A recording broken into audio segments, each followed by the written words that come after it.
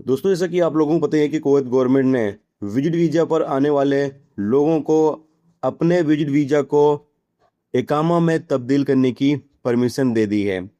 कल जैसा कि मैंने वीडियो बनाकर आपको इसकी जानकारी दी है, लेकिन ऐसे में बहुत सारे दोस्तों के सवाल ये आ रहे हैं कि भाई क्या ये सभी देशों के नागरिकों के लिए है? इसके लिए सैलरी कितनी होगी? क्या कंडीशन है, क्या नहीं?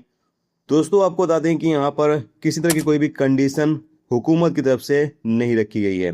आप किसी भी देश से हैं, कुवैत के अंदर विजिट वीज़ा होल्डर हैं, विजिट वीज़ा पर आए हुए हैं और आप कुवैत के अंदर काम करना चाहते हैं, तो अपने वीज़े को आप इकामा में तब्दील कर सकते हैं। 18 नंबर वीज़ा में आप कन्वर्ट कर सकते हैं, 20 नंबर वीज़ा में कन्वर्ट कर सकते हैं।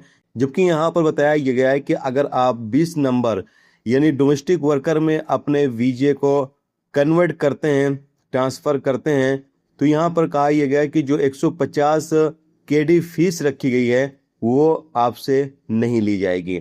लेकिन अगर आप अपना वीज़ा 18 नंबर में तब्दील करते हैं, 18 नंबर का आप सिविल आईडी इकामा में चेंज करते हैं, तो फिर आपको 150 केडी फीस पे करनी पड़ेगी। बाकी आप किसी भी देश से हैं, आप अपना वीज़ा ट्रांसफ़र कर सकते हैं। ये सर्विस कुवैत हुकूमत की तरफ से दे दी गई है। और दोस्तों, आपको बता दें कि कुवैत के अंदर लेबर की शॉर्टेज की वजह से ये कानून कुवैत हुकूमत की तरफ से पास किया गया है।